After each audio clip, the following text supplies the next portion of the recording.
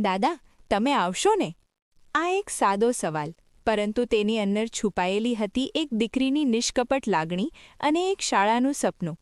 ગત વર્ષે યોજાયેલી સ્કૂલ વ્યવસ્થાપન કમિટીની વિડિયો સંવાદ બેઠક દરમિયાન બનાસકાંઠા જિલ્લાની દીકરી સામ્યાએ મુખ્યમંત્રી શ્રી ભૂપેન્દ્રભાઈ પટેલને સહજતાથી પૂછ્યું હતું કે દાદા, તમે અમારી સ્કૂલમાં ક્યારે આવશો? એક ક્ષણે મુખ્યમંત્રીશ્રીએ પણ લાગણીસભર જવાબ આપ્યો હતો, હું જ્યારે ત્યાં આવીશ ત્યારે ચોક્કસ મળવા આવીશ.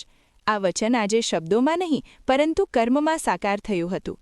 મુખ્યમંત્રી શ્રી ભૂપેન્દ્રભાઈ પટેલે બનાસકાંઠાની દીકરી સામ્યાની લાગણીને માન આપી પીએમ શ્રી ઉત્તમપુરા ડાંગિયા અનુપમ પ્રાથમિક શાળાની રૂબરૂ મુલાકાત લીધી હતી. શાળામાં પહોંચતા જ વિદ્યાર્થીઓ સાથે આત્મીય સંવાદ, શિક્ષકો સાથે સહજ વાતચીત અને શાળાના વાતાવરણમાં ઉત્સાહ અને આનંદનો માહોલ સર્જાયો હતો. આ પ્રસંગે દીકરી સામ્યાએ ભાવુક બનીને કહ્યું કે મેં દાદાને કહ્યું હતું કે તમે અમને મળવા આવશો ને. દાદાએ વાત યાદ રાખી અને આજે મારું અને મારી સ્કૂલનું સપનું પૂરું કર્યું. દીકરીની આ લાગણી સાંભળી મુખ્યમંત્રીશ્રી પણ ભાવવિભોર બન્યા. આશીર્વાદ આપતા તેમણે કહ્યું, ભણીને કલેક્ટર બનજે.